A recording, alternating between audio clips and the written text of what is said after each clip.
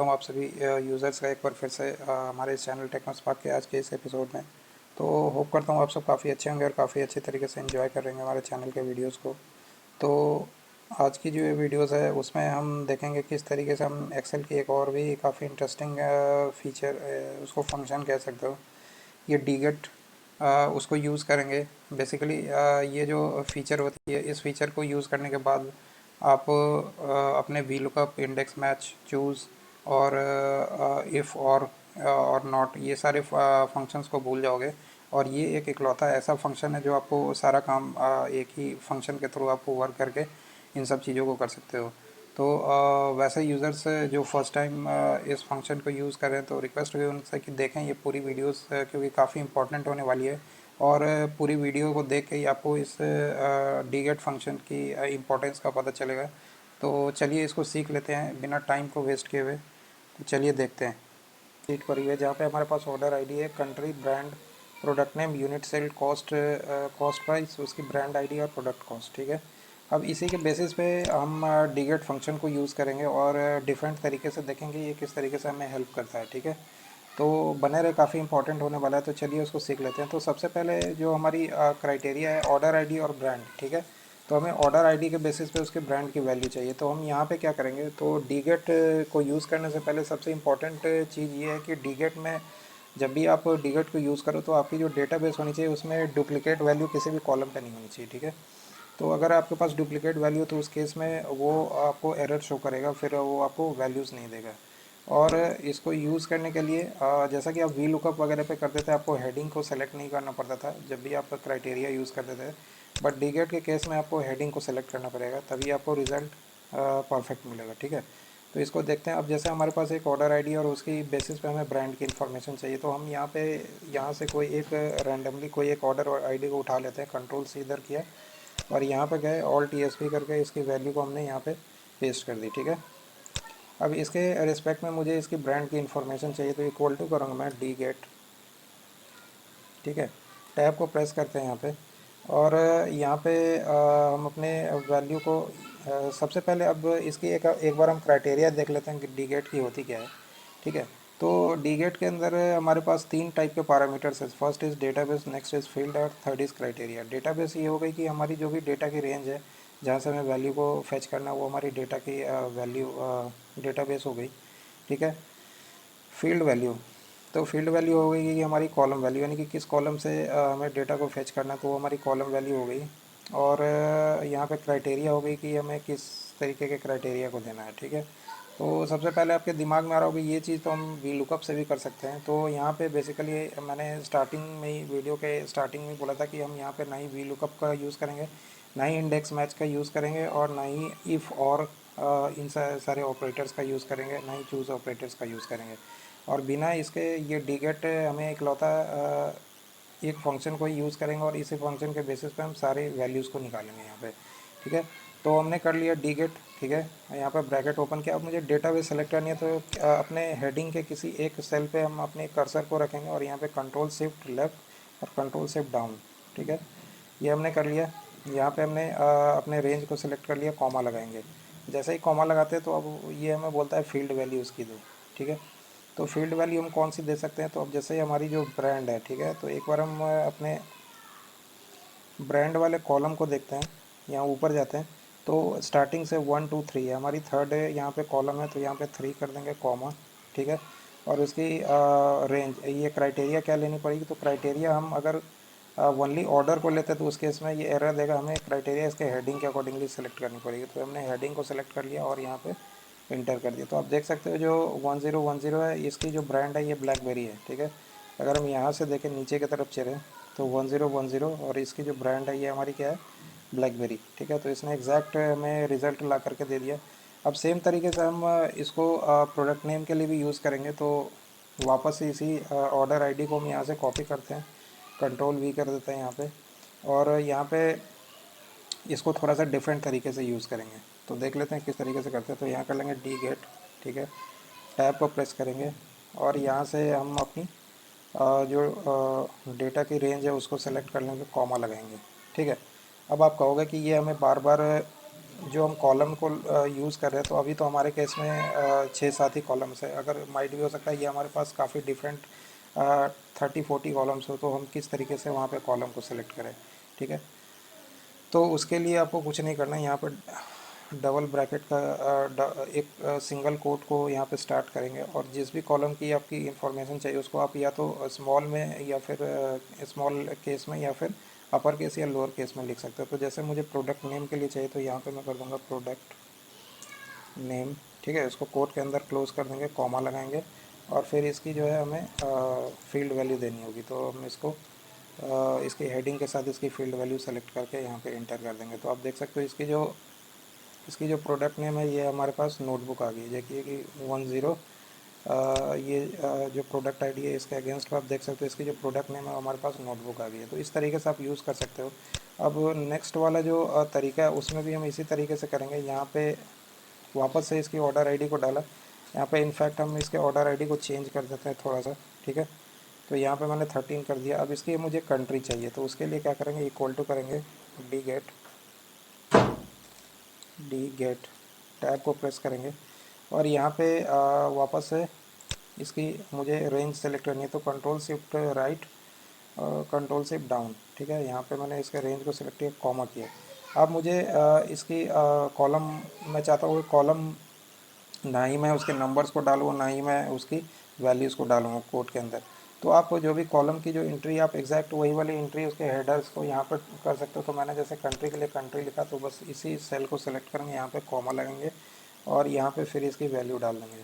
तो हमने इसकी फील्ड वैल्यू डाल दी, और यहाँ पे क्लोज़ कर दिया इसके ब्रैकेट को। तो आप देख सकते हो जो ये हमारी 1013 थी उसकी जो हमारी कंट्री है, यहाँ पे अगर मैं यहाँ से इसकी कंट्री को देखो तो हमें यूक्रेन इसकी कंट्री फाइंड आउट हो गई।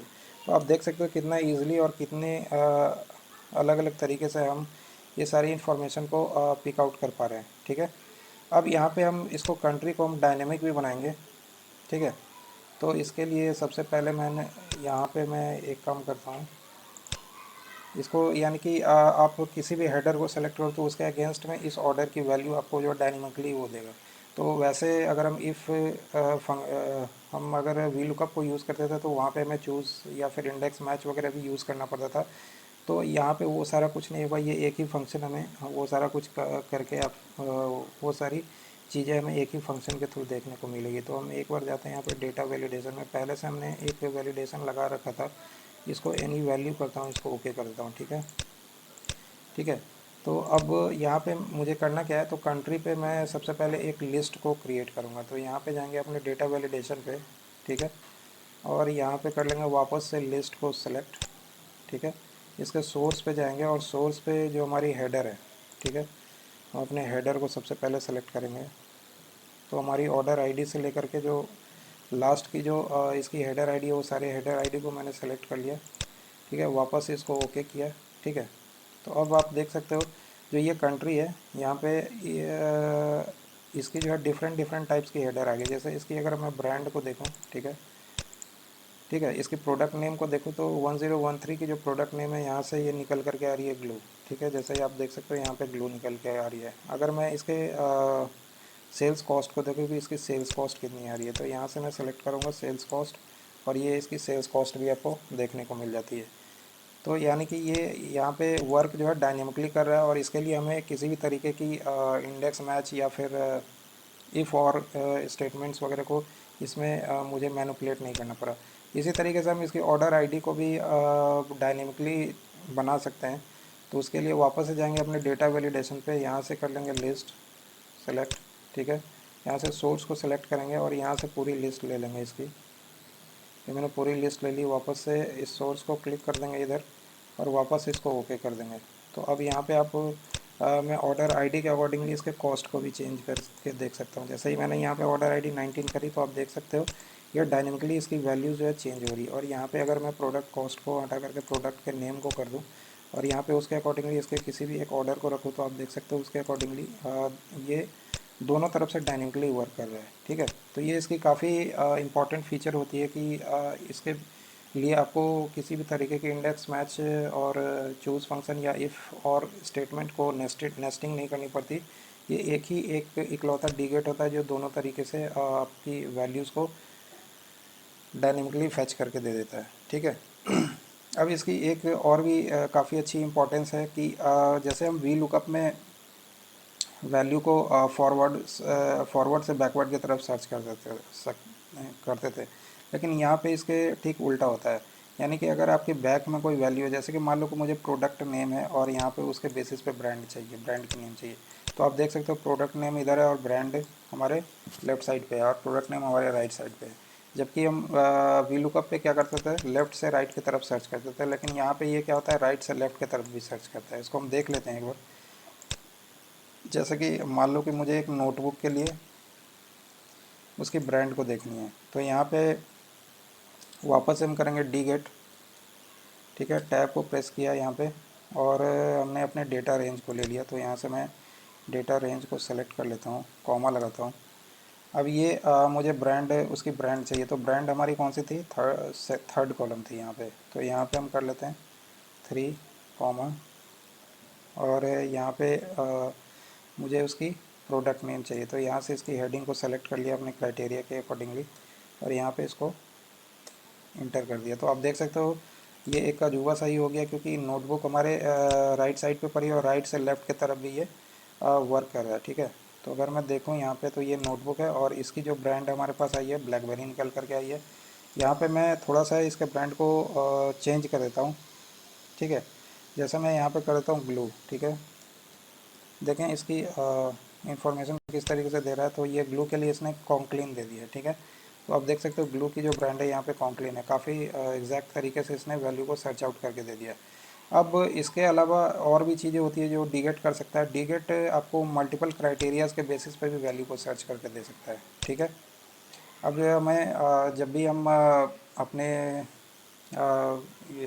वी लुकअप को यूज़ करते थे, तो वहाँ पे एक कॉलम को इंसर्ट करते थे और फिर चीज़ों को नेस्ट करके और फिर उसके अकॉर्डिंगली हम मल्टीपल क्राइटेरियाज के अकॉर्डिंगली अपने रिज़ल्ट को फैच करते थे। लेकिन यहाँ पे हमें वो चीज़ें कुछ भी नहीं करनी, यहाँ पे बस हम क्राइटेरिया देंगे, उसके अकॉर्डिंगली हमें वैल्यू देखने को मिलेगी। ठीक है, तो यहाँ से मैं कोई एक ब्रांड को यहाँ से सेलेक्ट कर लेता हूँ, उसकी कंट्री को सेलेक्ट करता हूँ। यहाँ से मैंने ब्रांड और कंट्री एक सेलेक्ट कर लिया और यहाँ पे इसको पेस्ट कर दिया। ठीक है, अब इसके बेसिस पे मुझे ब्रांड की इन्फॉर्मेशन चाहिए, प्रोडक्ट नेम चाहिए और उसकी यूनिट चाहिए। तो ये कैसे करेंगे, तो इक्वल टू यहाँ पे करेंगे डी गेट, टैब को प्रेस करते हैं यहाँ पे। ठीक है, अपने डेटा का रेंज को सेलेक्ट कर लिया मैंने, कॉमा लगाया इधर। ठीक है, अब मुझे क्या चाहिए, जो क्राइटेरिया हमारी होगी ये ब्रांड की चाहिए, तो यहाँ से या तो आप ऐसे करके भी सेलेक्ट कर सकते हो। ठीक है, तो मैंने उसके ब्रांड को सेलेक्ट कर लिया, कॉमा लगाया इधर।